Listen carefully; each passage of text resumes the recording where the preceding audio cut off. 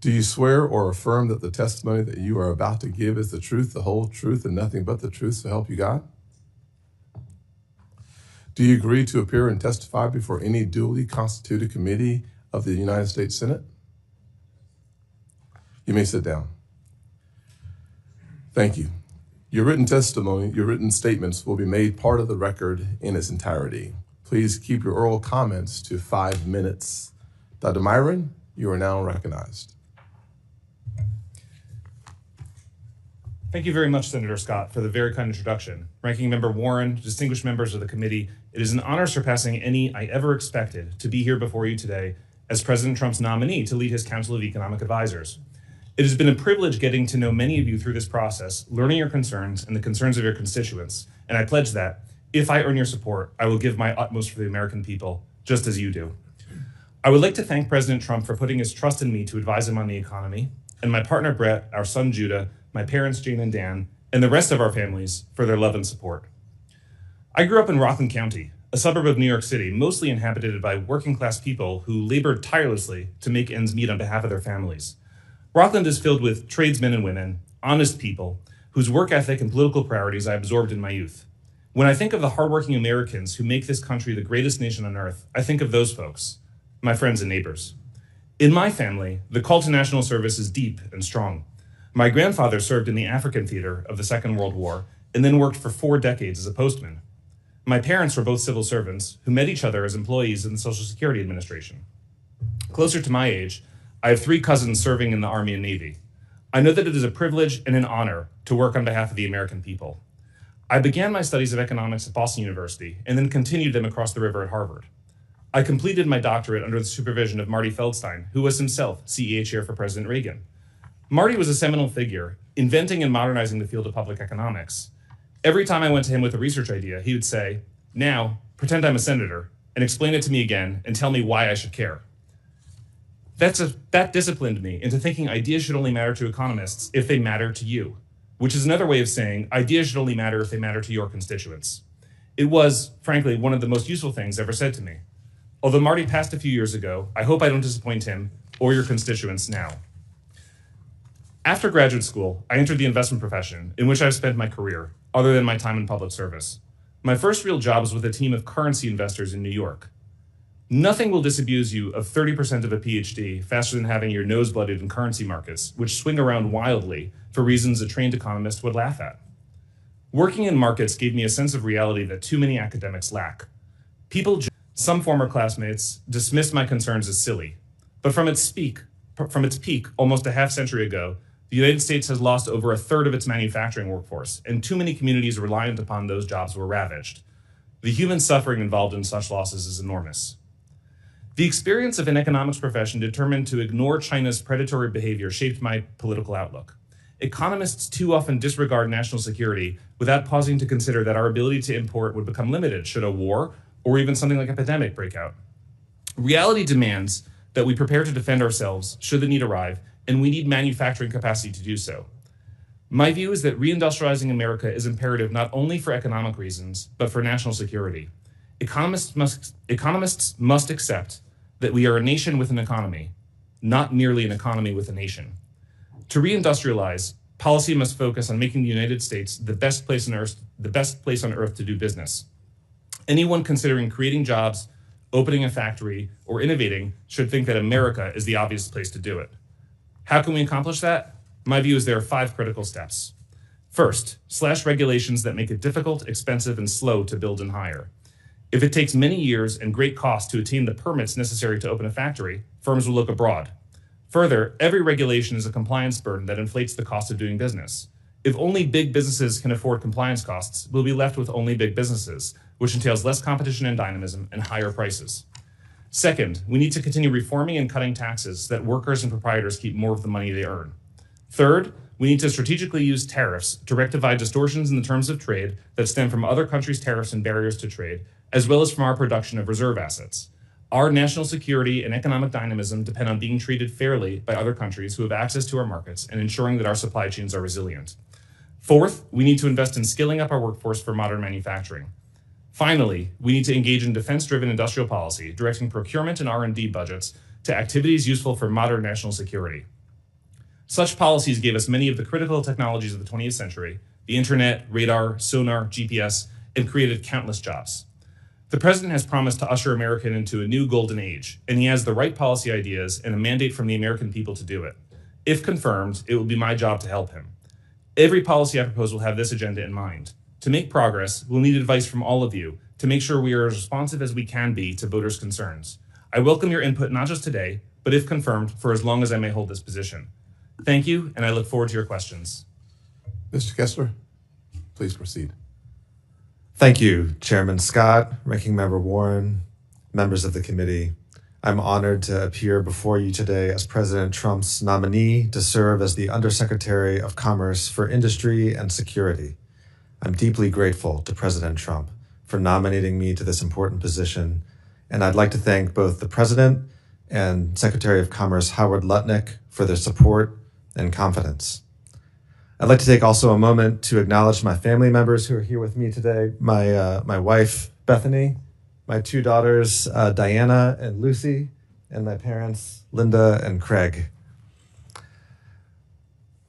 I had the privilege of serving in President Trump's first administration as the Assistant Secretary of Commerce for Enforcement and Compliance, after being confirmed unanimously by the Senate.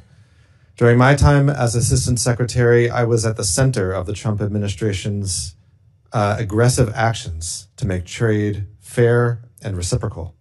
I worked to enforce the trade laws, monitor foreign compliance with trade agreements, and renegotiate international trade pacts that had grown outdated. I was proud to help level the playing field for American businesses, workers, farmers, and ranchers who were injured by unfair trade. After my government service, I returned to private practice as an international trade lawyer. In that role, I've advised clients on today's dynamic geopolitical environment and the changing landscape of international trade and investment rules, including strategic advice on reducing exposure to China and diversifying and strengthening supply chains. The United States' relationship with China and other adversaries is more complex today than ever. America's position as the world's economic and technological superpower is under constant and ever-increasing threat. China's catching up in many cutting-edge areas of technology, including artificial intelligence, quantum computing, hypersonics, aerospace, advanced manufacturing, and others. The United States must respond, and must respond with vision and strength, and I hope to be a part of that response. The Department of Commerce's Bureau of Industry and Security, or BIS, is critical for keeping America safe, secure, and prosperous, and ensuring that we meet the challenges of the 21st century. Congress has recognized this and has given BIS powerful legal authorities. The 2018 Bipartisan Export Control Reform Act gave BIS a broad mandate to protect critical technologies and prevent their export and diversion to America's competitors and adversaries. BIS has been working to fulfill this mandate, but it must do much more. BIS must adapt and keep pace with our adversaries, who are ever more sophisticated. If confirmed, I will seek to fully utilize the tools that Congress has given BIS, including both in administering and enforcing export controls. We need strong enforcement to deter noncompliance and to ensure that the rules accomplish their intended purpose. And at the same time, it is important for BIS to pursue a balanced approach and avoid unduly burdening or penalizing American companies and workers with overly complex rules. I am also mindful that diplomacy and international cooperation are an important element of effective export controls. It's critical to engage with America's partners and allies around the world to defend and promote America's technological leadership.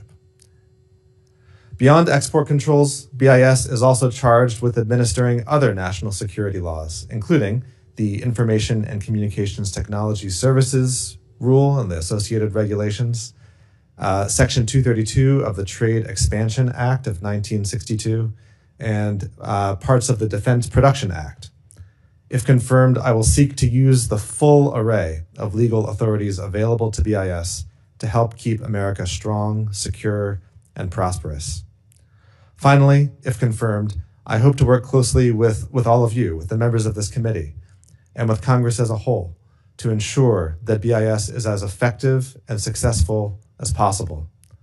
Thank you. Thank you very much for considering my nomination, and I look forward to answering your questions.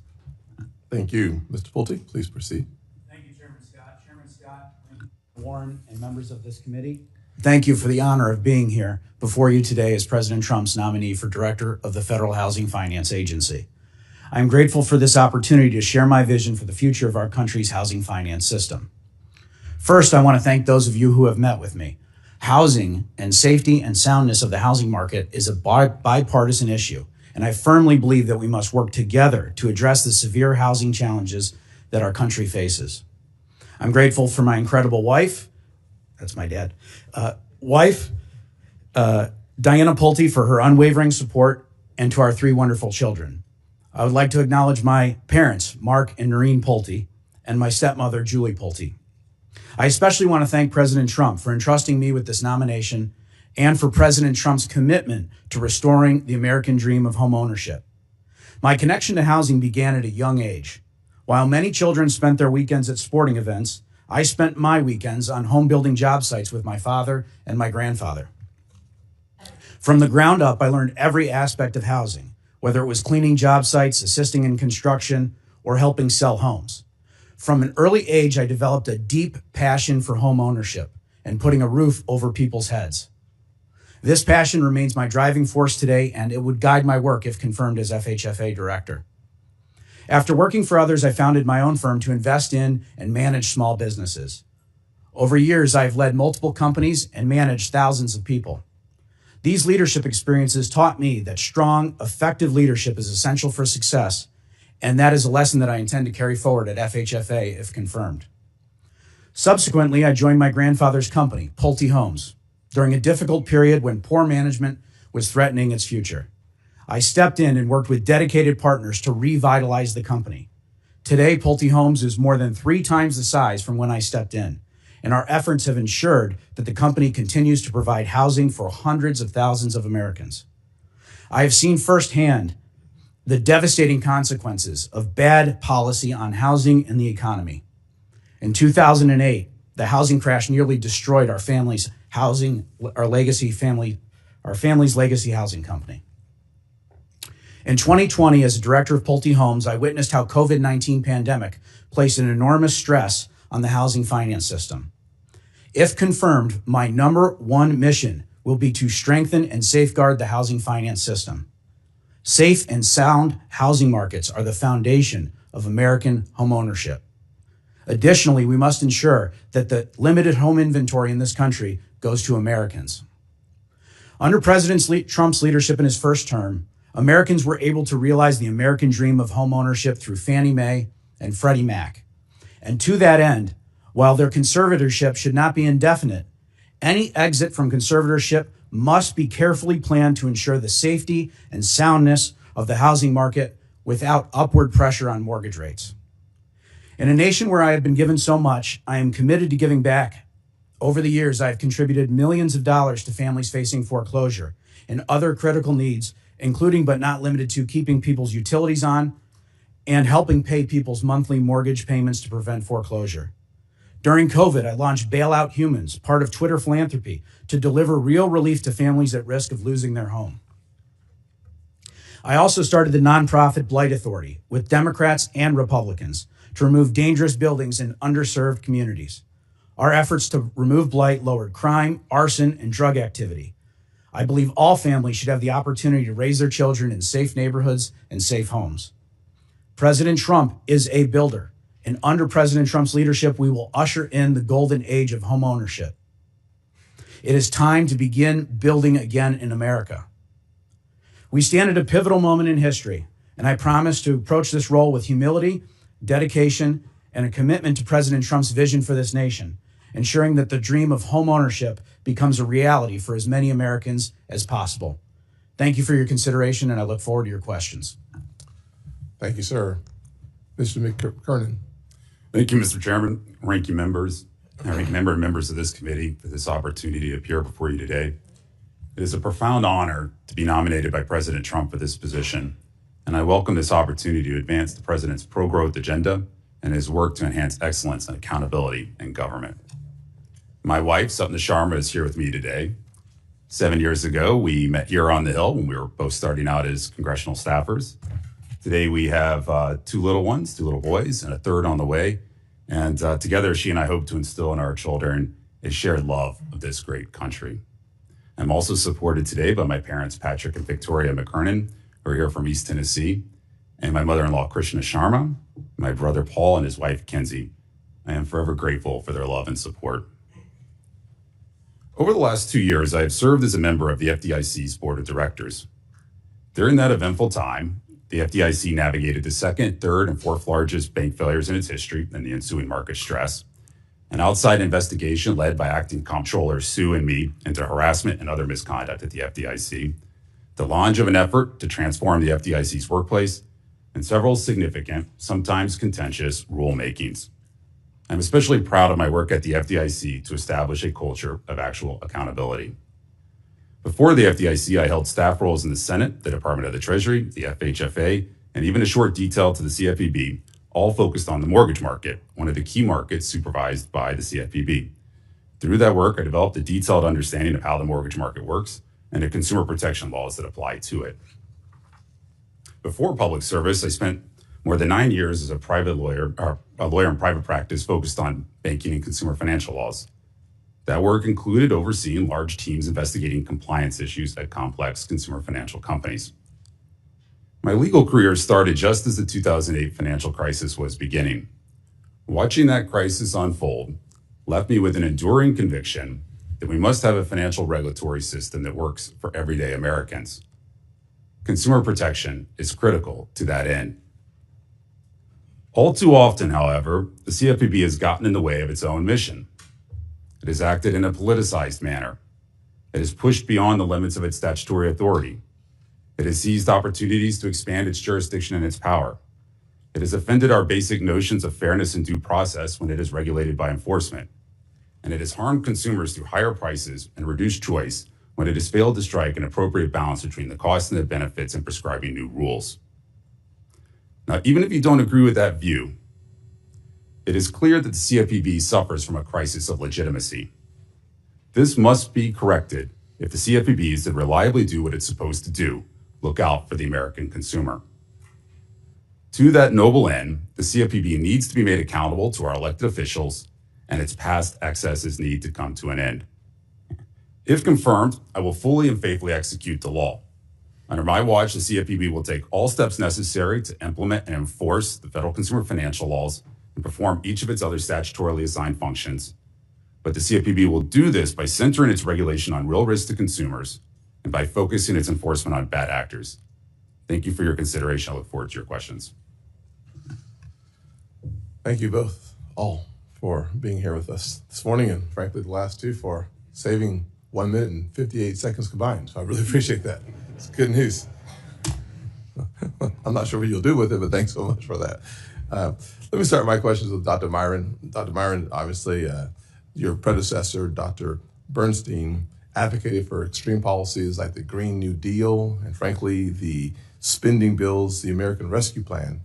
First bill out of the chute, $1.9 trillion, I believe led to the 9% inflation that we experienced in the summer of 21. How will your recommendations differ from your predecessor? Thank you, Senator. One of the core principles of economic management of the economy is that economic policy should, as economists say, lean against the wind. That means that when the economy is in a rut, policy should support it with some stimulus to get it out of the rut, to boost employment and stabilize, and stabilize the economy. And when the economy is soaring, well above potential where it could be, that policy should hold back a bit, right? Now, if you look at what happened, the story of stimulus and throughout the COVID experience, when Congress passed the CARES Act, the output gap, the size of the hole in the economy, was about 10% of the economy, right? The size of the CARES Act was roughly similarly sized, so that was appropriate. By the time we get to the American Rescue Plan, the output gap is just about narrowed. It's only about a percentage point of the economy. So following it up with another stimulus package of roughly similar size was an economics 101 style error. And of course, the inflation that we experienced was problematic. My advice, if confirmed, will be to follow the traditional wisdom of leaning against the wind. Thank you for being succinct.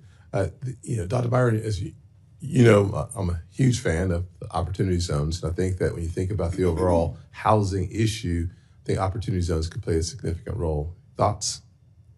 Thank you. I agree. And President Trump is indeed a strong supporter of opportunity zones, and for good reason. The best available studies to date indicate that they've spurred a significant investment into less privileged areas, fast approaching $100 billion, and reached a larger share of the nation's low-income communities than any comparable program over such a short period of time. Indeed, opportunity zones are now reflect 20% of all market rate apartment unit developments nationwide in recent years, in contrast to only 8% before TCGA. We're talking hundreds of thousands of new units. We need more research on opportunity zones and more action extending opportunity zones to help address the housing affordability crisis. Thank you. Mr. Kessler, you and I had a great conversation. I really appreciate your willingness to serve. Talking about American economic supremacy, from my perspective, means that we have to be superior from a technological perspective. How do export controls help us, especially with China, who I would consider they lie, they cheat, they steal, and they take our technologies to use against us? How do we use export controls to achieve our objectives? Well, thank you, Chairman Scott. And yeah, it was a great conversation. I appreciate it. Export controls are one critical tool in America's policy toolkit for ensuring continued technological leadership and technological supremacy. And it's part of the mandate, of course, of BIS to pursue that goal.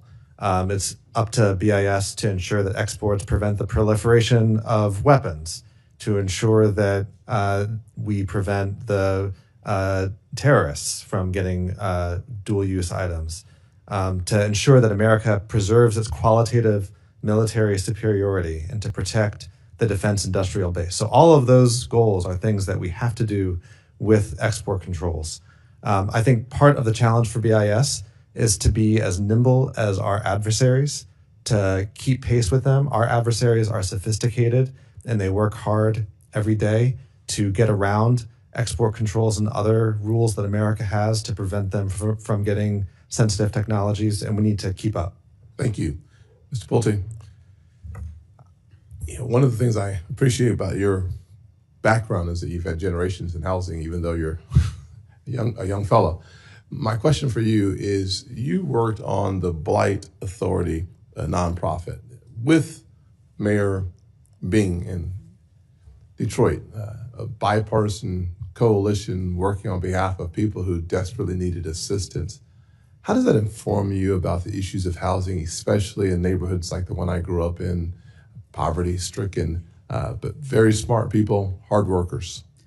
Very good question, and you know the issue better than me, but my experience in some of these urban areas is that there's a lot of drug activity, crime, prostitution in the areas that we were in, and our nonprofit, it was a nonprofit, went in and cleared out these abandoned homes and structures. And what it gave me, Senator, was a deep appreciation for every kid should be able to walk safely to school and not be worried about dangerous buildings or being dragged into a dangerous building and the like. So it gave me a very, very deep understanding for ensuring that every American has the opportunity to have a safe home and a safe neighborhood. Thank you. Ranking Member Warren. Thank you, Mr. Chairman. So co-presidents Donald Trump and Elon Musk seem hell-bent on trying to kill the Consumer Financial Protection Bureau. Mr. Musk tweeted CFPB RIP and delete the CFPB. Administration operatives evidently ordered everyone to leave the building and then locked the doors and told people not to do any work anywhere. Now, Mr. McKernan, you've been nominated to run this agency where Elon Musk has told everyone to do nothing. It kind of feels like you've been lined up to be the number one horse at the glue factory. So I just want to start with some basics here. Mr. McKernan, would you agree that running an agency means carrying out the core functions of that agency laid out in law? Yes, as the director, you are tasked with some very specific statutory responsibilities. Those are mandatory, not optional. Okay, well, let's talk about what it means then to follow the law. Congress writes the law, the executive branch carries out those laws, and the judicial branch is there to tell them if the administrative branches overstep their authorities. You know, it's kind of basic schoolhouse rock separation of powers stuff. There are at least 88 specific obligations in the Dodd-Frank Act that the CFPB is legally obligated to perform. Congress doesn't suggest that the CFPB do these things or ask the CFPB to do these things. Congress mandates it. So let's hit some of the highlights. Section 1021 of the Dodd-Frank Act says that the CFPB must, quote, implement and enforce federal consumer financial laws consistently for the purpose of ensuring that all consumers have access to markets for consumer financial products and services, and that markets for consumer financial products and services are fair, transparent, and competitive. Mr. McKernan, if confirmed, will you implement and enforce the law so that everyone has fair access to financial products like credit cards and mortgages?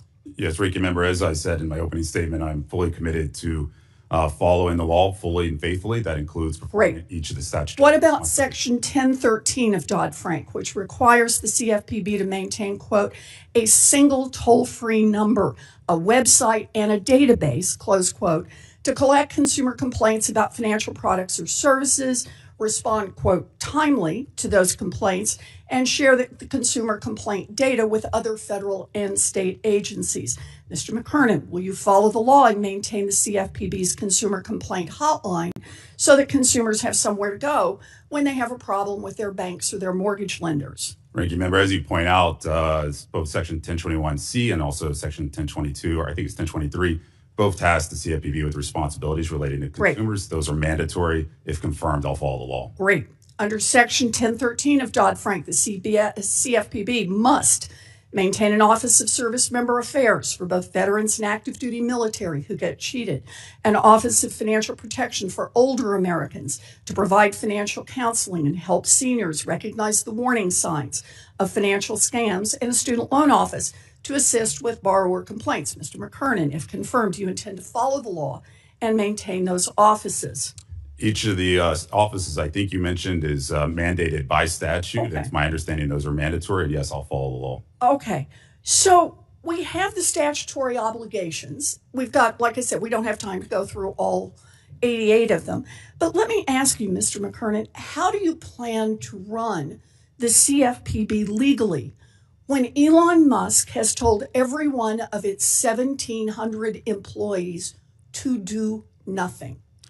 Ranking Member, I'm not sure if I agree with the premise that all employees are told to do nothing. I think, I don't know the nuances. Well, I'm not asking nuance here. All 1,700 employees have been locked out of the building and told to do nothing. And if they hear that another employee is doing something, to report them to DOJ. Ranking Member, I don't know the specifics of the mandate, but I'm fairly certain there were exceptions there.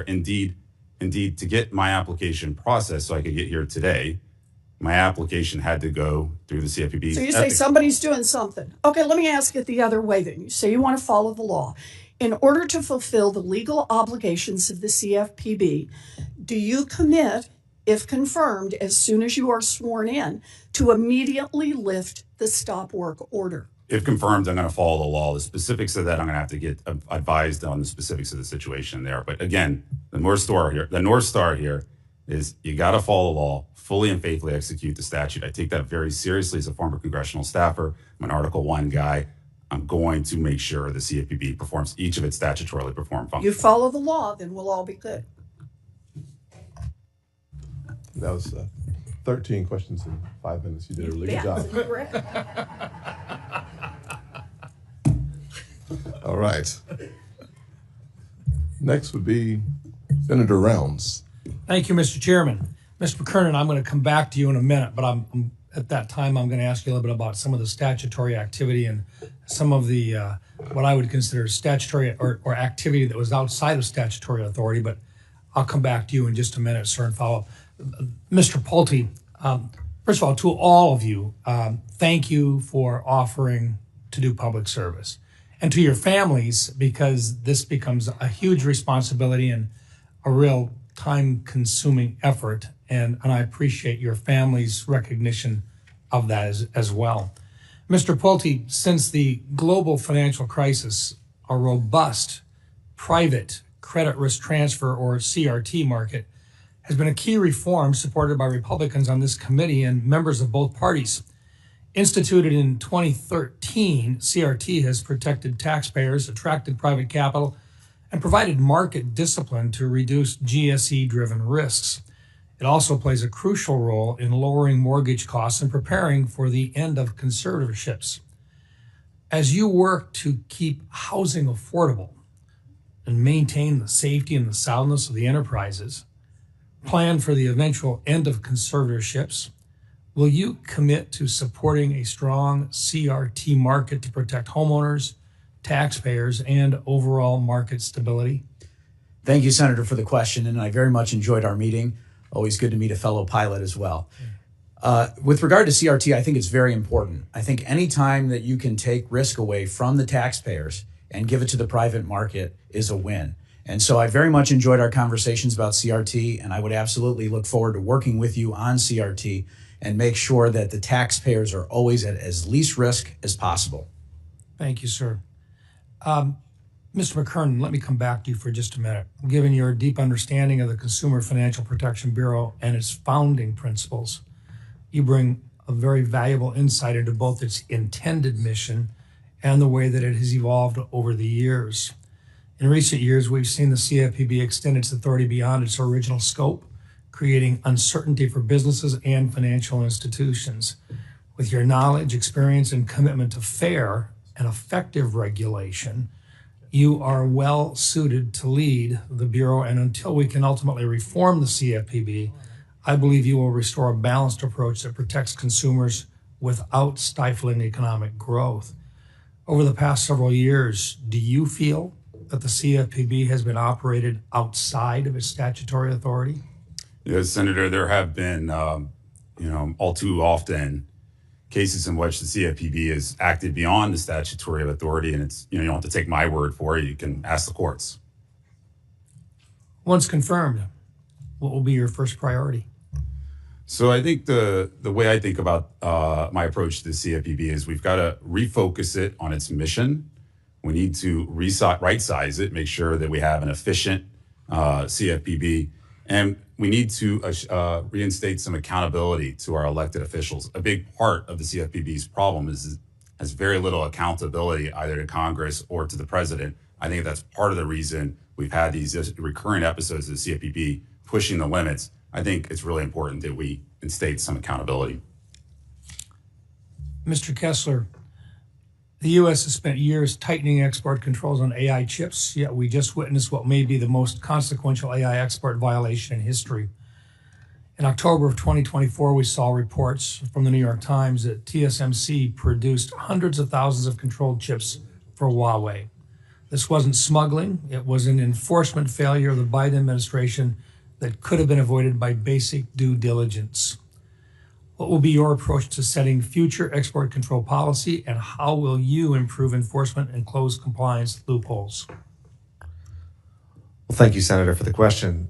This is obviously a huge concern, both the instance that you mentioned and every instance of China's advancing technology in AI and in semiconductors.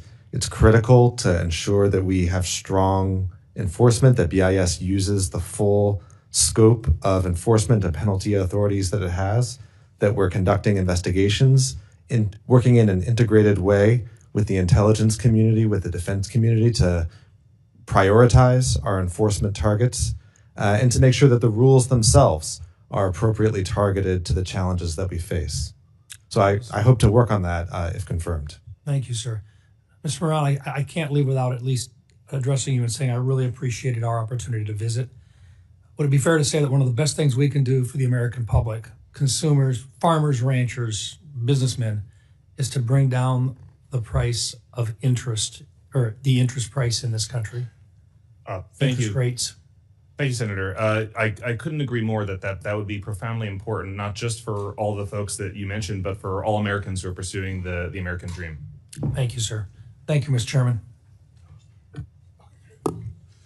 Thank you, Senator Rounds. So next will be Senator Reed. Thank you very much, Mr. Chairman, and thank you, gentlemen. Mr. Pulte, when we were in the office, I asked about your support for the Housing Trust Fund, and you asked to have a chance to look more deeply into that, and I presume you've done that. The Housing Trust Fund is particularly important along with the Capital Magnet Fund because they're the only federal programs that build housing specifically for the lowest income Americans, and they are suffering homelessness at significant rates. So let me follow up. Will you commit to support the Housing Trust Fund and the Capital Magnet Fund? Thank you, Senator, for the question. I very much appreciated meeting with you and talking about affordable housing. As you know, that's also a very big passion of mine, and I look forward to working with you on that if confirmed. As you know, those are in the statute and the law, and I have every intention, and I will follow the law, and I will follow the statute. I would hope robustly, too, by ensuring that they're properly funded and deployed aggressively. And I would mention, too, that I think one of the opportunities is to see where is that money going? Are we using the money as wisely as we can? And I think now having a housing and mortgage person in charge of it, we look forward to, if confirmed, going in and seeing where that money is being spent and making sure that as many homes are being built as possible through these funds. Thank you. Mr. McKernan, Senator Warren has touched upon this, but the Military Lending Act is a legislation that on a bipartisan basis I introduced along with Senator Nelson and Senator Talent of Missouri. And it's very important to me because I've had experience in the military and seen soldiers, sailors, Marines, whatever, really exploited by merchants. And ironically, they all seem to be wearing the American flag on that lapel, but that's another story. You reinforce the MLA and make sure it's appropriately enforced, and that means really vigorously staffing and allowing the Office of Service Members Affairs to exist. Senator, thank you for the question. Yes, I certainly would ensure that the CFPB performs its role with respect to enforcement of the Military Lending Act and also with respect to the Office of Service Members. As you know better than anyone, there is a range of unique issues that pose consumer risks to our service members, with their relocations, their deployments abroad. That can make it very difficult to deal with issues when they have them back home with their bank, with their financial provider. And, they also have unique risks, say, for instance, in the auto lending space, right? The geographic isolation of their base can mean they have fewer options to shop, both for cars and for financing, and that can mean higher costs for service members. So I think these and other issues are very important for the CFPB to continue to monitor and also continue to coordinate with the rest of the governmental authorities on this. And the Office of Service Members has an important role in that. Well, I appreciate that very much, and I know you want to, but you're going to be placed in a very difficult position. Directive vote at the OMB has canceled the lease on the CFPB headquarters, so technically you don't have any place to work. They've canceled contracts for expert witnesses that are in ongoing litigation. They've dismissed cases against predatory lenders, including some cases involving the Military Lending Act. They've essentially tried to lay off the staff. Indeed, President Trump said in the Oval Office that the CFPB was set up to destroy people, quote, and that his goal for the CFPB is to, quote, be totally eliminated. He also said that the CFPB staff is a, quote, vicious group of people. So you do not appear to have much presidential support or OMB support, and I have this sinking feeling that you're departing Liverpool on the Titanic. So good luck.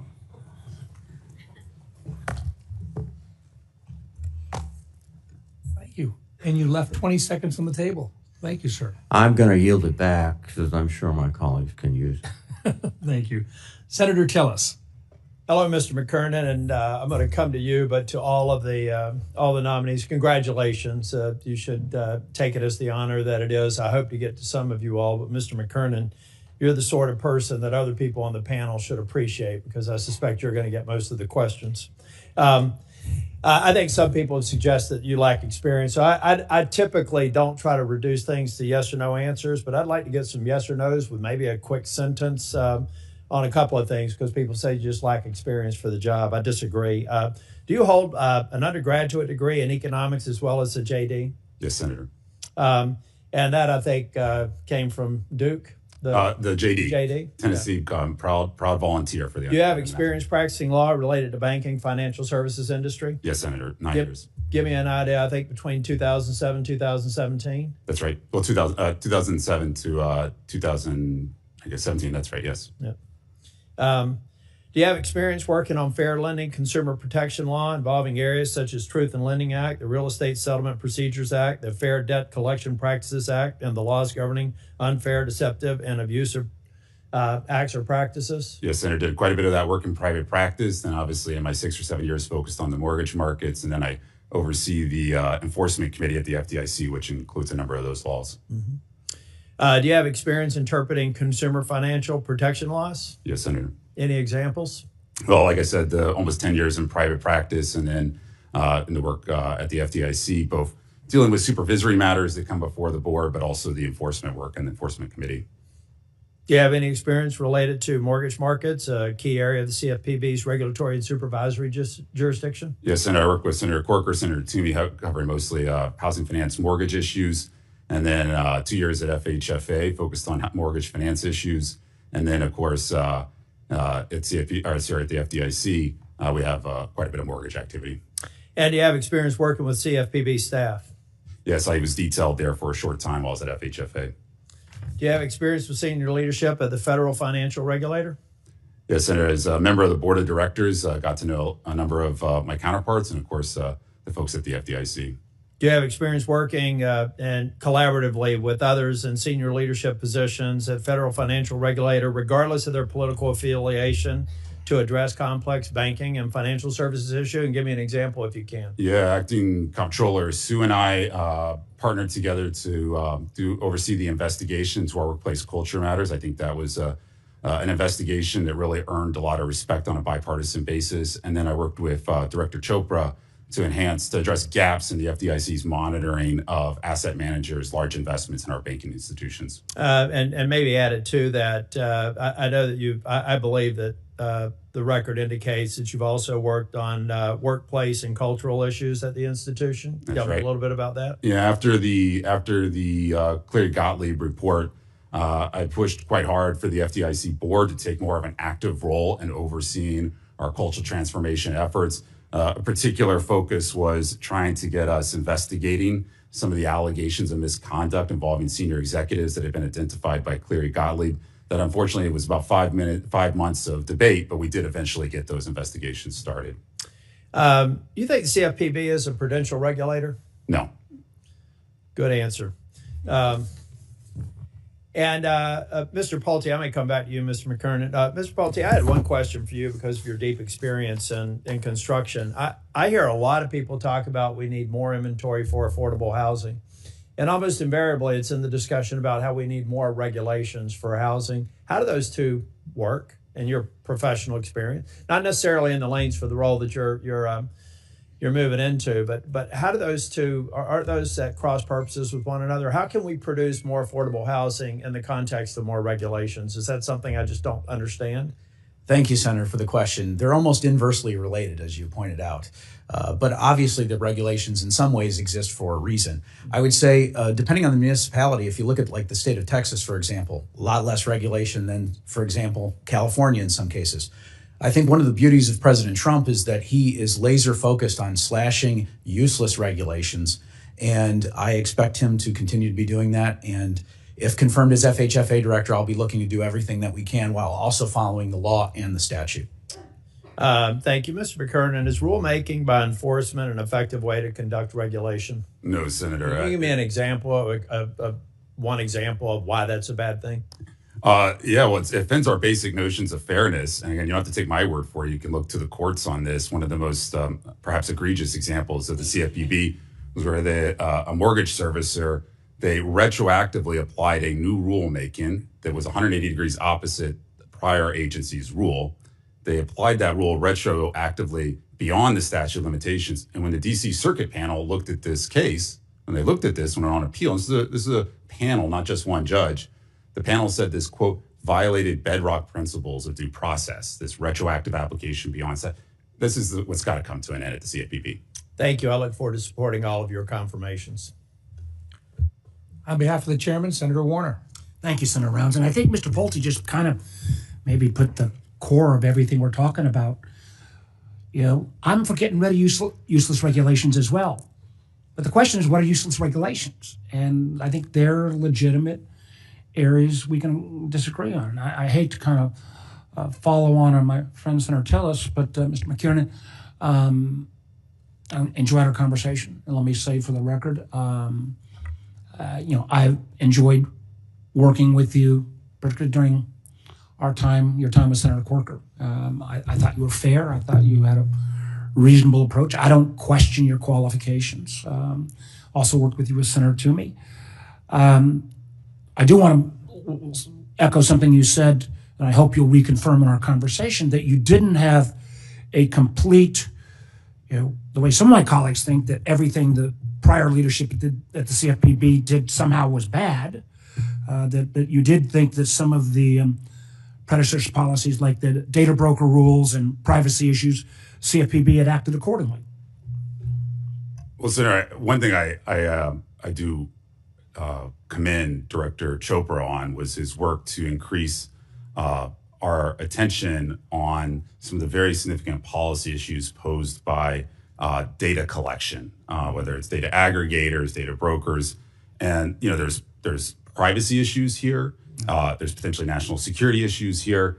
And I think it's important that we, both in the regulated space and in the rest of our elected officials, continue to focus on this as these entities are collecting more and more data and the analytics get more and more powerful. There's some real policy issues here. And I think Director Chopra was onto something by focusing on and I hope, again, that comment that not everything bad in the last administration, not everything the last administration touched, even at CFPB, was bad, will not cost you votes on the majority side. But I do have to tell you, and Senator Reid was getting at this, I got folks that are terrified. I had a lady call the other day, didn't know whether she'd get money out of her bank anymore because of fear of consumer protections. I had somebody who had a mom scam for $80,000. I am hugely afraid of OMB Director Vogt's attempt to, frankly, terrorize, traumatize the federal workforce. And you know, Senator Reid gave the question. I'll give you a chance to answer it. You know, you're an independent agency. I remember very well how you were created, and it was a negotiation with then Senator Shelby, and it was frankly our Republican friends who said, let's not have it a new agency. Let's put it under the funding cycle of the Fed. But are you going to be able to stand up to Director Vogt? You got to enforce the law. Senator, I'm going to enforce the law. That's my commitment to you. That means performing each of the statutorily assigned responsibilities for the CFPB. And I will just say that, you know, I think my record speaks to my willingness to assert my point of view, and I'm not going to be, you know. Well, again, but this is going to be, this is the nub. I share the Senator Warren's view that, you know, nobody elected Elon Musk and his Doge bros. But you're going to have to stand up to this, you know. And would you acknowledge again? And Senator Warren may have missed this, where the nominee actually acknowledged that under Director Chopra, good things occasionally happened. But we also at least acknowledge that, you know, that the $20 billion returned to 195 million consumers was actually a good record from the CFPB. Well, Senator, I think it's important that we have redress to consumers. I think it's important that bad actors, repeat offenders, do have. How about I go to the Tom Tillis mode? That's a yes or no question? $20 billion back to consumers across America, good or bad? Senator, I don't think we should evaluate the success of the CFPB based on dollar numbers or enforcement count. That's like evaluating an official based on the number of fouls he calls during the game. We should evaluate the game on whether it's fair. We should evaluate the CFPB director based on whether we have fair. You're going the wrong direction. It bothers me if you can't say $20 billion back to American consumers based upon illicit activity. And listen, I'm, you know, notoriously viewed as way too pro-banker on my side of the aisle. But you should this. Let me just give you a little bit. Let me just give you a little coaching here. When my Republican colleagues tried desperately to get the ODNI director to acknowledge that Edward Snowden was a traitor, and the nominee couldn't bring herself to say those words. Think about that, and then getting $20 billion back in rebates to American consumers, good or bad? Senator, it is very important that we have customer redress as part of the remedies. That's one important just in its own right. You've got to make customers whole when they're harmed. You also have to keep the playing field level across market participants. And if bad actors are able to keep ill-gotten gains, then that gives them a competitive advantage. Just say yes. Restitution is good, but I am not going to get in the practice of evaluating the success of the Bureau based on dollar numbers. But the way we measure, yeah, I agree. The number of fouls called is not. But if there is a process, do you think part of that $20 billion was inappropriately returned? Were the institutions cheated out of that money? On restitution, I'm not aware of any that was. Okay, so then the answer would be yes. I just would like one last. I didn't get to you, Mr. Pulte, on we talked about GSE reform, and Mr. McKiernan it is a gnarly issue. Do not do this quickly for a tax pay for the reconciliation bill. If we're going to do an explicit guarantee, it's got to be paid for. Last point, I appreciate Senator Rounds, and there was a minute and a half given back. I noticed. I'm not going to go the whole minute and a half. You're pushing it a little bit. But I would just refer ability here. So, Mr. McKiernan, as you look at the CFPB and you look at adequate staffing and right sizing, I would go back again to the Inspector General. Inspector General, what's this? 30 seconds. Inspector General concluded after the Signature Bank collapse that one of the reasons the FDIC screwed up in delays in supervisory activities was because there were shortfalls in terms of personnel at the agency. I hope you would take that lesson from the OIG at FDIC in your current job before you go willy-nilly and look at the workforce at the CFPB and bring the chainsaw approach. Thank you. And with that, Senator Kennedy. Mr. Pulte. Yes, sir. The Biden administration allowed borrowers to take out bigger mortgages than they can afford, didn't it? Senator, I do think that we need to make sure. Did it allow them to take out bigger mortgages than they can afford or not? I think sometimes people definitely do take out mortgages that they can't afford. Okay. In fact, 64% of the FHA borrowers last year exceeded the 43% debt-to-income ratio, didn't it? I would believe that to be true. I'm not familiar with that. In fact, the FHA loan portfolio today is bigger than it was before the 2008 housing crisis, isn't it? I would believe that to be true, but FHFA would be under HUD, so I... And when people borrow more money than they can afford, many times they default. Is that true? That is true. And I'm not just picking on FHA. Fannie Mae and Freddie Mac have done this too, haven't they? Yes, sir. Now, normally when people borrow too much money, they default. But under the Biden administration, they implemented a program where if you're about to default, the taxpayers will pay your mortgage. Isn't that correct? Do you have a specific policy that you're referencing, Senator? Yeah. The FHA instituted a program that pays mortgage servicers to make borrowers missed payments for them. Thank you, Senator, for the question. I'm not familiar with that specific FHA program. Well, you need to be. I would be happy to look into it. You need to be. They take taxpayer money and they give it to people, and it's added to the principal of their home without accruing interest, so that a lot of these folks now have homes on which they owe more money than the home is worth. Yes. You're not familiar with that? Well, I'm familiar with that general concept, yes, sir. And if I was... Isn't it a fact that the FHA made 5,000 or rather 556,841 incentive payments last year? Sir, I'm not familiar with that exact statistic. FHFA would be under my friend and colleague Scott Turner. Right, and Fannie Mae and Freddie Mac did the same thing, didn't they? They probably did. So we got a house of cards here. It's worse than it was before the 2008 housing crisis. You've got the federal government adopting a policy, don't worry about how much you make. We'll loan you all you need to buy a home. And then when folks get in trouble, the federal government says, don't worry about it. We'll make your payments for you. So you won't default, or you won't have to sell your home. That's one of the reasons housing prices are so high, isn't it? In many ways, yes, sir. And I think that safety and soundness is absolutely critical. Are you going to fix that? I'm going to work day and night, sir. Yes, sir, to work very strongly. I'm going to adopt the Tillis rule. Is that a yes or a no? I will absolutely work on that issue, I promise.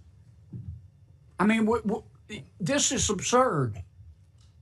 Now, I want everybody who can afford it to own a home. Yes, sir. But if you start giving away money and giving away homes, we're going to have another housing crisis. We can't let that happen. And the numbers are worse today as a result of the Biden administration than they were in 2008. Are they not? I'm not sure which numbers you're specifically referring to, but inflation is way up. I'm referring to the accurate numbers. I believe that the last 4 years have been extremely challenging. Well, I appreciate all that, but don't start talking like a bureaucrat. You're not confirmed yet. We got a problem here. You got to address it. Yes, sir. And I will be laser focused on this issue. And Dr. I can't see that for Dr. Moran. One of the best ways to get down prices is to deregulate, isn't it? Thank you, Senator. I do agree that regulations prevent production, and if we can remove regulations, we can get more production. Well, I'm hoping that you and Russ Vogt will focus, among other things, on deregulation. Now, I know everybody's talking about DOGE and immigration and the war in Ukraine and the Super Bowl, but meanwhile, people are still suffering from high prices. Very predictable, because when you have inflation and you get it down, that's disinflation. But the housing prices, or the high prices, still remain. It's not President Trump's fault. That's just the way it works. Now, we can make those prices go down, but we have to go into a recession, wouldn't we? Senator, that's one way, isn't it? Senator, I got 30 seconds. That's one way, isn't it? Yes, it's not. Well, but you let Warner go on like a he was wild as a March hare. I'm still letting you go on for a little bit, but okay. Now you're 47. My point is one of the ways to get prices down is to start deregulating. That's a much better way. And I'm hoping the White House is going to get you and Russ Vogt to focus on it. I agree. Removing barriers to the abilities of firms to produce will get them to produce more stuff, lower prices. My work here is done. And with that, Senator Cortez Masto. Thank you, I think. First of all, to the panelists, thank you for your willingness to do this at this point in time. It is important that we have people there that understand the background experience of the agency that's needed, but you also have the experience. And welcome to all your family members that have to sit through this. Let me start with you, Mr. Pulte. Can I kind of want to put it back. We got off the rails there for a minute, and I saw you struggling there, and rightfully so. Let's talk about the agency that you are actually nominated for, which is the Federal Housing Finance Agency, not FHA, which you have no control over, but I appreciate you trying to answer those questions. But I do know this, and thank you for meeting with me, because we had a great conversation. And we talked about the fact that under the Federal Housing Finance Agency, there was a comprehensive review of the federal home loan banks. And this is something that I have been following and is important for me and in my state, because we have a housing crisis, particularly affordable housing or workforce housing crisis. And I'm curious now if you've had the chance to review it, and which recommendation from the comprehensive review do you plan to support and implement? Thank you, Senator, for the question. I very much enjoyed meeting with you as well. As you know, the state of Nevada has been very important to our family over the years. The family's legacy company's probably built over 10,000 homes in Nevada. So very much appreciated meeting with you, and think very highly of your staff as well. They care about this issue very deeply. With regard to some of the things that we talked about, I was able to look at some of the material that you prepared. I believe very strongly that we need to follow the law and the statute, particularly as it relates to the federal home loan banks. This is something I also talked about with Senator Warren when I was in her office, was, will the statute and the law be followed? And I think it's very important as it relates to the federal home loan banks. A lot of times people forget about the federal home loan banks because they're so focused on Fannie Mae and Freddie Mac. And I would absolutely work with you on that, and I look forward to doing that. So let me ask you this. Do you support requiring the federal home loan banks provide more than 20% of their net income for affordable housing and community development? Thank you, Senator, for the question. I know this is something that you and your staff feel very passionately about, and I would absolutely continue to work with you on it. As it pertains to this issue, I will follow the law and follow the statute, and be open-minded with anything, including ideas that you have on this matter. But in terms of that question, I'd like the benefit of getting inside of the organization first, if confirmed, and then be able to give you a better answer to that question. Thank you. Mr. McKiernan, again, appreciate the opportunity to talk with you. Let me ask you a couple questions about the CFPB. Unfortunately, in Nevada, we rank second in financial fraud, and a high percentage of that fraud are seniors. And I know I have concerns about the CFPB actually closing down the Office of Financial Protection for Older Americans. And so my question to you is, will you commit to restoring that office, specifically ensuring that the office is adequately staffed and meeting the legislative and regulatory and reporting requirements of the law so that we can protect older Americans? Senator, you're absolutely right around the unique risk posed to elderly Americans on the consumer side. As they age, they're more likely to accumulate medical debt that can subject them to aggressive collection tactics. There are, of course, some issues around cognitive decline that can make it harder to resolve their issues. And so, it is important that the CFPB continue to monitor those issues, devote enforcement and supervision resources to those ends, and coordinate with the other agencies. And as you point out, there is also a statutory responsibility to maintain this office that is helping to do that coordination and monitoring. So yes, I think consistent with what I said in my opening statement, I'm going to follow a law that includes performing each of the statutorily assigned responsibilities, and one of those is this office. So if the administration tells you to fire the people in that division, you're going to disagree with them, because the law says that office has to exist and it has to be staffed and there has to be resources to seniors to protect them from fraud. Is that Senator, we're going to make sure we have that office perform its statutory function. Okay. Let me ask you this. The law also requires the Consumer Bureau to maintain the confidentiality of information obtained from people and companies it supervises and supports. You know this. So what will you do to ensure that people who should not have access to private supervisory information and who have conflicts of interest, what will you do to ensure that they are prevented from accessing it? Senator, we're going to implement our policy to protect the security of that information. I think another thing that is important on this note is I would really like to take a close look at how much information the CFPB has still on its servers and whether that's really necessary. There's been a lot of focus on this issue, and I think we need to be focused on both risks, external and internal. We also should be thinking about the risk that China or another adversary get a hold of that information. Yeah, and making it public. Let me ask you this. Do you believe the Consumer Bureau should continue to regulate payment platforms? Senator, we have the CFPB, if I'm confirmed, the CFPB and I will execute on its responsibility to monitor risks under all the consumer financial laws. That's both in the banking system and outside the banking And that would include payment platforms. So do you believe that one company with a payment platform should be allowed to access confidential information from the CFPB of its competitors? Senator, I don't know the terms of any, the nature of any such issue. The answer should be no. Right. Right. I'm not sure. That's pretty easy to answer. So that's my concern here. You don't need to study it. I think it's pretty easy to answer that. Yeah. And the question will be, and this is what we talked about, and I think for all of you, what we are looking for, every single one of you have talked about following the law. And that's what I'm hoping you do. and not a rubber stamp to an administration that thinks that they have the ability to disregard the law, ignore Congress and the agencies that we have created and shut them down to the detriment of people in this country. So I am hopeful that you guys are standing guard and you're doing I'll just give that. you a chance to respond if you would like to, or we're going to go on. Senator, I'm fine. Thank you. All right, Senator Haggerty. Thank you, Mr. Chairman.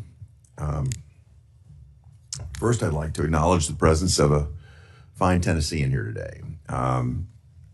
We've got a panel of highly qualified nominees, but in particular, I'd like to recognize Jonathan McKernan, a native of the volunteer state who's dedicated much of his life to public service. And by electing President Trump, Americans have voiced their desire for national leadership that reflects the values and interests of all Americans spread across the heart of our country, not just power centers in our nation's coast. Jonathan's upbringing in East Tennessee and his remarkable resume give me confidence that the CFPB will be in the hands of a leader who will make very good on this mandate. I'll come back to you, Jonathan, but I'd like to start out with you, Mr. Pulte. The FHFA ensures that its regulated entities fulfill their mission by serving as reliable sources of liquidity and funding for housing finance and community investment. If you're confirmed, how will you carry out the mission of making housing more affordable for all Americans? Thank you, Senator. What a great question. And very nice meeting with you and spending some time with you. I think you're exactly correct. I think first and foremost is we need to have a safe and sound market. Obviously, we saw what happened in the housing crisis, and eventually everybody wasn't even able to afford anything. So that's first and foremost is a safe and sound market. The other thing is we need to look out and figure out where we can eliminate waste, fraud, and abuse. I look forward to looking at that, seeing where we can potentially identify things and what have you. The other thing is we can make sure that we are looking at different opportunities to appraise homes properly, or look at manufactured homes, for example. Manufactured homes are very well-built structures. And if confirmed as FHFA director, I believe that there are really some great opportunities between my friend and colleague at HUD, Scott Turner, in terms of manufactured housing, as well as on the mortgage side at FHFA. So there's a lot of exciting things that we could do, Senator, and I look forward to working with you on some of the ideas we discussed. And a lot of the issues, a lot of the hurdles I think that you're going to find have to do with regulations that actually get in the way and impair the function of the market and increase cost on builders and impact in a negative way the available supply. So I'll look forward to working with you on that respect as well. I really want to just emphasize that your private sector insight on these matters is rare, and it's much needed here in Washington. I understand the need for policy experts in agencies like the FHFA, but we also need leaders that have business backgrounds who deeply understand the industries that they interact with. And I think you've got a deep experience here that could really lend a lot to the agency. And I'd just like to ask you broadly, what are the most valuable leadership lessons that you've learned in your time in the housing industry, and how would you apply those as you take on this agency's challenge? Yes, sir. Thank you for the question. It's a great question. I would say that first and foremost, I'd like to go into the agency as well as understand with Fannie and Freddie Mac exactly the talent that we have. I understand that there's quite a bit of talent in this organization. You know, I was fortunate to be raised by my father and grandfather, both who were entrepreneurs. And I learned from my grandfather, whose company, which I eventually joined, which built over 800,000 homes across America. And so, Senator, there's a lot of lessons that I learned both in housing and in managing people, how to treat people, and how to provide for a roof over people's heads. And it's with that same spirit and dedication. You know, housing is in my blood. And I look forward to really bringing that into the agency if confirmed, and ensuring that as many Americans as possible can have the American dream. Right now, costs are just so out of control, Senator. This needs to be fixed. I look forward to seeing your energy. I think it's contagious, and I look forward to your inspiration in an agency that we want to see function well. Mr. McKernan, I'm going to come back to you now. Dodd-Frank established, in my view, an undemocratic and seriously flawed funding structure for the CFPB. And I think it's important to clarify the statutory authorities here. Acting Director Russell Vought has requested no funds from the Federal Reserve for the coming fiscal quarter, partly because the CFPB's current balance is excessive. In your view, did the acting director break the law? Senator, let me say first, thank you for the very kind words. To appreciate that. We're going to have to let the courts decide that, but I don't see a legal issue there. Nor do I. So to confirm, the CFPB director has sole discretion to assess the needs of the Bureau and make funding requests accordingly. so long as the request abides by statutorily prescribed funding caps. Is that correct? Yes, Senator. I thought so. So Acting Director Russell Vogts isn't doing anything unlawful or unusual. In my view, he's simply exercising the authorities given to him by the Democrats who architected Dodd-Frank and the CFPB's funding structure in the first place. There's a glaring double standard here. Progressives are gleeful when a Democrat administration appoints a CFPB director who unaccountably advances their partisan agenda and spends an eye-watering amount of money.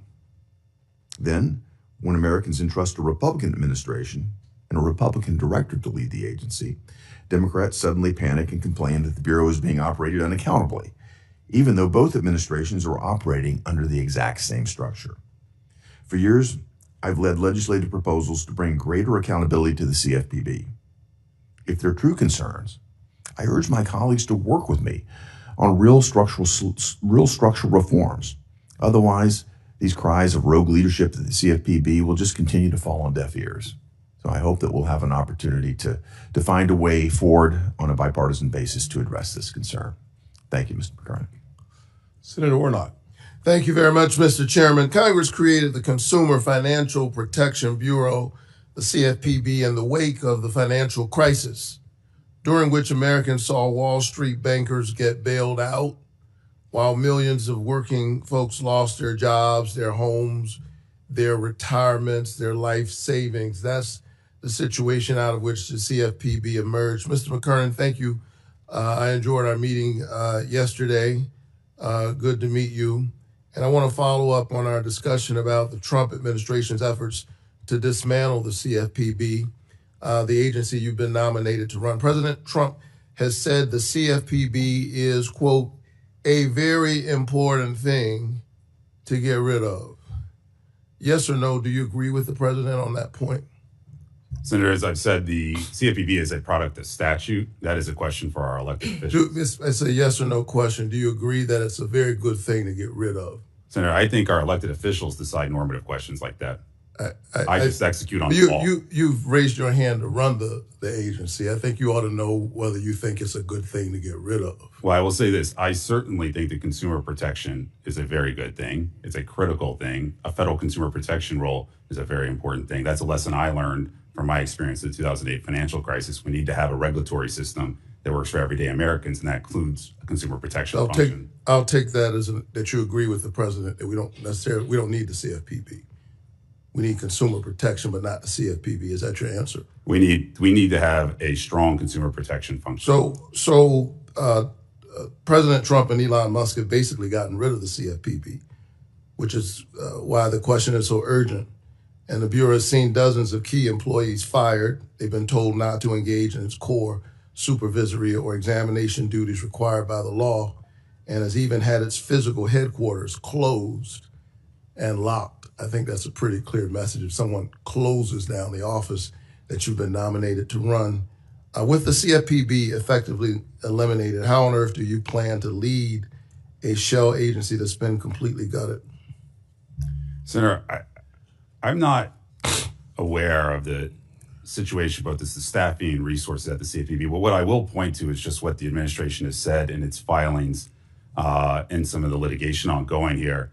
And they have said that we are going to have a CFPB that is streamlined and efficient.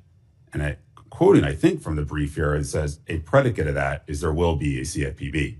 Again, though, this is a question for our elected officials. My job is to follow the law and execute on my mandate. In the last 3 months alone, the CFPB has received more than 80,000 complaints from Georgians, with the Bureau currently seeking resolution to more than 40,000 of those complaints. With the CFPB shuttered by President Trump and Elon Musk, what's your plan to ensure that the Bureau resolves those 40,000 pending complaints from my constituents in Georgia? Senator, like I said, the consumer complaint function is a statutorily required function. That's in 1021C. And so my mandate, if I'm confirmed, is to fulfill faithfully, fully that statutory mandate. Mr. Pulte, when we met in my office, thank you very much, Mr. McKernan. When we met in my office, we discussed the issue of appraisal bias, the disturbing trend of homes with Black or Latino residents being systematically valued less than homes with white residents. This is pretty well documented. And, this is discrimination that denies these families the wealth and home equity they've worked hard to earn. As I said to you in my office, this is real money. You think about the value of the most important asset that most people have, literally to have its appraisal depend on who opens the door is unconscionable. And we agreed that data on home appraisal bias is economic data, and that you are a proponent, you said, of transparency and publicizing such data. Do you still believe that? Thank you, Senator. My recollection of the meeting is that I would like to get inside of the agency and understand exactly what specific data you're looking at. But generally speaking, I'm in favor of all economic data being looked at before saying whether or not something should be released. Having said that, transparency is a hallmark of what I've done. And as it pertains to appraisals, especially with the populations that you're talking about, my experience in Detroit is very relevant. And I very much understand the issue, and I would look forward to working with you if confirmed. So under the Biden administration, the Federal Housing Finance Agency, which you've been tapped to lead, helped lead an interagency working group to address appraisal bias and provide more public data on the issue to shine a light on this problem. Should FHFA continue to play a role in addressing appraisal bias? I think that's a yes or a no answer. Thank you, Senator. Appraisals are absolutely critical, and if confirmed, I look forward to working with you on that issue and understanding. It's good to hear your answer. I just want to make sure that I respect the time. When HUD Secretary Turner sat in my office, he said that he expressed genuine interest in learning more about appraisal bias, but on his first day as secretary, he deleted all public-facing information about HUD's previous work to tackle appraisal bias. Mr. Pulte, if confirmed to lead FHFA, will you commit to maintaining all data, publications, and other materials concerning appraisal bias on the agency's public-facing website? Thank you, Senator, for the question. Again, I'd like the benefit of getting inside of the agency. I'd like to work with you on this. I'd like to work with your staff on this. I know this is something that you're very passionate about. You know, my family's legacy company is based in Georgia. Atlanta's been very good to our family. I'd love to come and take you up on your offer to visit your church. I'd very much like to work with you on this, but I'd love the benefit of being inside of the organization before giving you definitive answers one way or the other. Thank you. Thank you. Senator, who's next? Thanks. Thank you, Mr. Chairman. Mr. Pulte, I'll start with you since you wore such a great tie this morning. I couldn't be more proud of President Trump to nominate you. Your background, your experiences are perfect for this job, the insights that you bring to it. You might know that under the Biden administration, they enacted some policies that I think were really bad, sent a really bad signal to working class families. Let me talk about one of them. Under the Biden administration, they changed the formula for the loan level price adjustment fee that screwed families with good credit scores to subsidize more families with bad credit scores. I wonder what message does that send to people who work hard, who pay their bills on time, who are doing all the right things? What message would that policy have sent to them? Thank you, Senator. It's a great question. Loan level price adjustments, pricing is essentially what I view it to be. I believe generally should be priced on risk. Now, having said that, I think that it's something that I'd like the benefit of, if confirmed, going into the agency, understanding specifically with the data inside of the agency before I give you a definitive answer on what, if anything, should be done. But generally, I believe that pricing should be done on risk. That's how we avoid another 2008 or housing crisis, is we got to ensure the safety and soundness of the housing market. Yeah, fortunately, the Biden administration, on the way out the door, they ended the policy in December. But I hope that we never allow something like that to happen again. I mean, it's a bad signal to send to hardworking families that who do the right thing, and that they would be punished for it. So I appreciate your commitment to look at that and make sure that we don't bring back bad policies like that. Dr. Moran enjoyed our visit in my office a few weeks ago. As you know, this week Apple announced its plans to invest $500 billion in the United States, creating over 20,000 jobs, especially in advanced manufacturing. I wonder, what role do you think that the president's tariff policies played in that announcement? Thank you, Senator. And yes, I very much agreed the opportunity to discuss these issues with you in your office. I think the president's policies played a very large role in such an announcement. The president has been very clear that he's not going to stand for asymmetric trade relationships in which we give unfettered market access to our consumers to other countries and they don't reciprocate. And he's made clear that he's going to stand up for American workers and American firms. And I think that his very clear willingness to do so is incentivizing not only investment in the United States from companies like Apple, but also other countries, sort of beginning to make concessions on national security and on trade as well, even preemptively before any threats have been made. Why do you think so many economists tell us the opposite, that tariffs are going to cost us jobs in the U.S., and yet this announcement sort of proves the opposite? Thank you. Thank you, Senator. I think the reason why most economists view tariffs as being unhelpful is because of a quirk of the modeling methodology, where they basically assume that trade deficits, balance out to zero over the long term. But that really hasn't happened in recent decades. So clearly something is wrong with the assumptions underpinning these models. Indeed, if we review the history of tariffs, we see that in the 19th century, the average tariff rate on dutyable imports was in excess of 40% for most of the latter half of the 19th century, and the average tariff rate on all imports was in excess of 30%. Nevertheless, this was a period of extraordinary economic transformation in the Industrial Revolution. Even after World War II, the tariff rate on dutyable imports was in excess of 30%, again, a period of very strong economic growth. It wasn't until the 1970s until we really get to the period of very low tariffs beginning.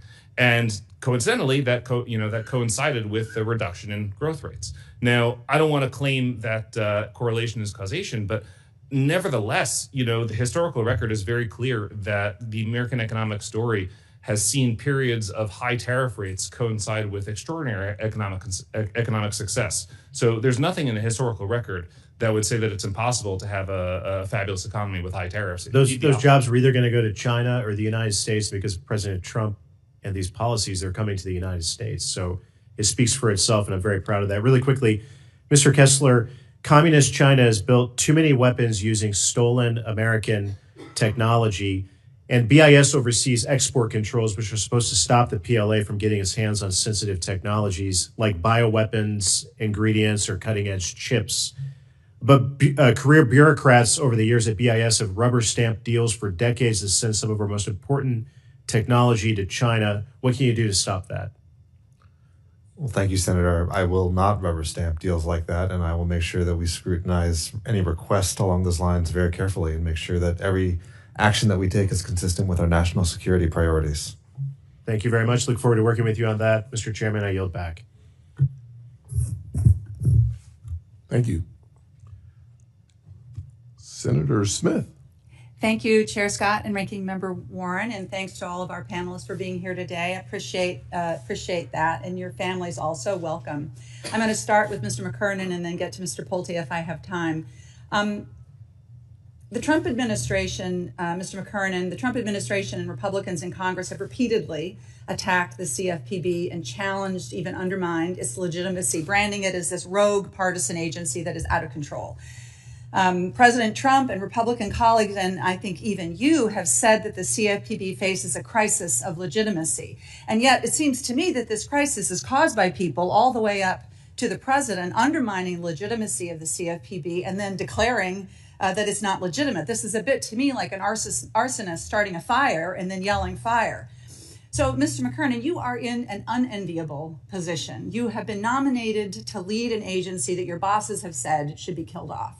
Elon Musk has been said that the CFPB should rest in peace. And I have to say, I listened to your responses to Senator Warner, and it also bothers me that you couldn't say straight up that returning $21 billion in money stolen from American consumers, you couldn't just say that that was a good thing. So I want to dive in on this a little bit. Do you think that requiring $80 million in illegal overdraft fees to be refunded to service members and veterans was a rogue action or a partisan action? That was something the CFPB accomplished. Senator, I'm not sure which action you're pointing to there. Well, the CFPB required $80 million in illegal overdraft fees to be refunded to service members and veterans. If they were illegal overdraft fees, then certainly they needed to be refunded. Yesterday, you and I spoke about Wells Fargo, one of the largest banks in the world. The CFPB required them to compensate consumers for the harm they incurred when their houses had been foreclosed on and vehicles repossessed through no fault of their own. Is that a rogue action or a partisan action, do you think? If there was illegal conduct there, then certainly the enforcement action is supported. I just don't know the facts of that case. So you can't say that you trust that the CFPB had the correct finding there? On that particular case, I've not looked at both sides of it. Okay. When we spoke yesterday, you told me, I asked about the many lawsuits that are pending before the CFPB and what you thought would happen to them. And you assured me that you would review these lawsuits. We are just learning during this hearing that the CFPB just dropped a bunch of lawsuits, including the one against Capital One, which was for ripping off consumers to the tune of $2 billion by steering consumers, their customers, to lower interest-bearing accounts. So during this hearing, I guess Elon Musk or Russell Vought or whoever is in charge is saying that they're going to drop these lawsuits. And how do you respond to this? I mean, this makes me question, like, who's really going to be in charge of the CFPB if this is what's happening while your nomination is being considered? Sir, Senator, I'm not sure I understood the question. My question is, who's going to be in charge here? Senator, if I'm confirmed, I'm the director. Well, it's not clear to me, because at the moment that we're sitting here talking about you taking on this responsibility, Russell Vought or others are dismissing lawsuits that you just told me you were going to have the opportunity to review before they were dismissed. Mr. Pulte, I want to follow up on a conversation that you and I had about the rising cost of housing, something that I appreciated our conversation. A big driver of this rising cost is the cost of insurance caused by extreme weather events, all these terrible storms. In Minnesota, working families are struggling to manage almost a 40% increase in home insurance rates. And Minnesota is pretty lucky compared to other states like California and Florida, where hundreds of thousands of homeowners have been dropped from their insurance. So I want to ask you, I think this is putting a huge financial risk on families. Could you talk to me a bit about how you think the rising cost of home insurance and the lack of insurance availability, what impact that has on affordability? Thank you very much, Senator. It's a great question. In the state of Minnesota, we have mutual friends, and our family's legacy business done a lot of work in Minnesota over the years, and you guys have really done a lot of good things in Minnesota as it relates to affordable housing. With regard to your question on insurance, the FHFA is somewhat limited in terms of its jurisdiction. I will just make a general comment, however, that the cost of insurance is insane in this country, and to the extent that FHFA can play any part in thoughtfully reducing insurance costs, which I'm not so sure it's totally within our jurisdiction.